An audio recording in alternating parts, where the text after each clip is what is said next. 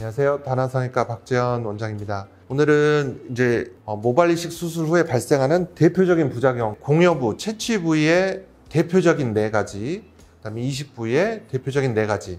자, 먼저 채취 부위의 켈로이드나 비후성 반응에 대해서 흉터가 튀어오르는 거죠. 그래서 켈로이드는 진피 손상에 대해서 콜라겐이 비정상적으로 과증식하는 겁니다. 그래서 호발 부위는 이렇게 귓볼, 그 다음에 눈썹, 어깨, 불주사 자국이 있는데, 그 다음에 가슴. 그래서 심장 수술하고 나서 이 오목가슴이 있는데 이런 켈로이드가 생기는 분이 상당히 많습니다. 켈로이드의 과거력이 저명하게 있으면 일단 환자분들부터 절개에 대한 공포심이 있습니다. 근데 이제 우리 성형외과에서 켈로이드가 만약에 허벅지에 있다, 이거를 제거할 때 보면 그냥 잘라내고 꼬매면 또 생깁니다. 그래서 켈로이드 수술의 1번 원칙, 텐션 프리, 절대 장력이 가해지지 않도록 해야 된다. 그래서 떼어내고 나서 너무 텐션이 있다면은 국소 피판술을 살을 돌려서라도 텐션을 어쨌든 줄여줘야지, 텐션이 있으면 텐션 자체가 다시 이 콜라겐이 과증식하는 원인이 돼버립니다. 즉 절개를 하는 경우에도 너무 무리하게 많은 양을 떼서 텐션이 걸리지 않도록 해야 되고, 절개보다는 비절개도 고려해 보는 것이 좋겠고, 특히 절개를 하거나 이렇게 채취를 할 때 연조직을 아주 조심스럽게 조작을 해줘야 되고, 연부 조직에 대한 자극을 줄이도록 신경을 많이 써야 됩니다. 두 번째는 흉터 벌어짐. 그러니까 상처가 꼬맸는데 다시 터져버리는 게 아니고, 이제 절개를 해놨는데 이게 엿가락 늘어지듯이 쭉 벌어져 버린 경우예요. 여기는 제가 이제 영상을 예전에 찍었던 거니까 이제 간단히 얘기하면 두피 탄성력이 중요합니다. 두피 탄성력은 고무줄이 쭉 늘어나는 정도가 있잖아요. 탄성의 정도. 피부는 이 탄성력이라는 고유의 성질이 있습니다. 이게 사람마다 다 달라요.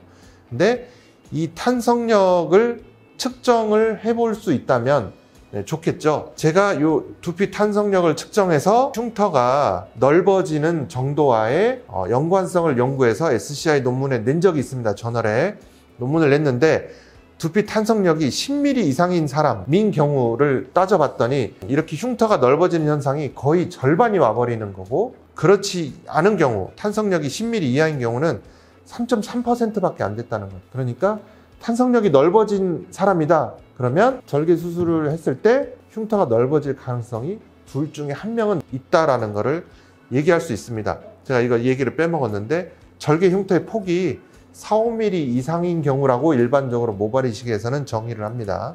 그러면 탄성이 높은 사람일 때 흉터 벌어짐을 예방할 수 있는 방법이 있는가? 저희 병원에서 별의별 방법을 해봤어요. 3층 봉합도 해보고 여러 가지 스터디를 많이 해봤는데 현재까지는 알려진 게 없습니다. 예방법은. 그래서 이런 경우는 비절개로 방식을 바꾼다든지 이제 미리 그런 부분에 대해서 환자분하고 충분한 상담을 통해서 얘기를 하는 것이 필요하겠습니다. 그러면 탄성력은 어떻게 측정하는가? 현재까지는 제가 발표한 방법이 유일한 방법인데요. 두피를 양쪽을 꽉 누른 상태에서 가운데에 살짝 손가락을 올리고 지그시 눌러서 좌우로 움직여 보면 양쪽에서 이렇게 꽉 눌렀으니까 두피는 움직이지 않고 늘어나는 정도 탄성력으로만 피부가 좌우로 움직이거든요. 좌우 폭을 재면 그게 탄성력입니다. 고무줄을 늘리려면 한쪽을 딱 누르고 당겨보면 늘어나잖아요. 그거를 재는 거랑 같습니다. 그래서 이렇게 쟀을 때 10mm 이상 늘어난다 그러면 나는 탄성력이 매우 높은 사람이고 비흉터가 좀 넓어질 리스크가 남들보다 높다라고 얘기할 수 있겠죠. 그 다음에 동반 탈락이나 괴사인데요. 이거는 두피 탄성력이 아니고 두피 탄력하고 관계가 있습니다. 두피 탄력의 측정이 제일 중요한데, 이거는 제가 2013년도에 낸 건데, 이거는 저희 병원의 유승현 원장님 뒤통수입니다. 이거 락소미터라는 그 미국의 파사 모이비라는 의사가 개발한 기구고요. 저희 병원은 이거를 모든 상담실에 비치하고 있습니다.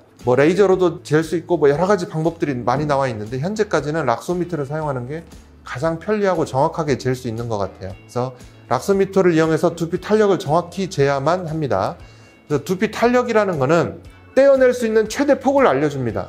탄력의 한계치보다 어거지로 너무 많이 떼게 되면 주변 모발들이 동반 탈락이 되거나 아주 심한 경우에는 괴사가 돼버리는 현상이 생길 수 있다. 그래서 측정된 두피 탄력의 한계 내에서 안전하게 채취하는 게 필요합니다. 생각보다 눈대중으로 이거를 측정하거나 아예 측정하지 않는 병원이 대부분이라는 것이 놀라운 일이죠. 사실은 저희 병원은 다 측정하고 있다라는 거고요. 공여부가 이제 반복된 여러 번의 수술로 이렇게 고갈돼 버리는 더 이상 채취할 모발이 없는 경우들이 있을 수 있어요. 그래서 후두부를 정확히 평가하고 약을 잘 복용하시도록 하고, 하여튼 채취한 모낭은 최대한 살리도록 해서 생착률이 높아야 되겠고, 채취할 때도 모낭의 손상이 적어야겠습니다. 해결책은 절개를 여러 번 했다, 더 이상 안 된다 그러면 비절개로, 비절개를 여러 번 했다 그러면 절개로, 그다음에 두피 문신이나 채모 이식, 또 무삭발 비절개는 모발이 긴 상태에서 보기 때문에 어디가 뻥뻥 뚫리는지를 보면서 직접 채취할 수 있어서 이런 경우에도 좋은 수단이 되겠습니다.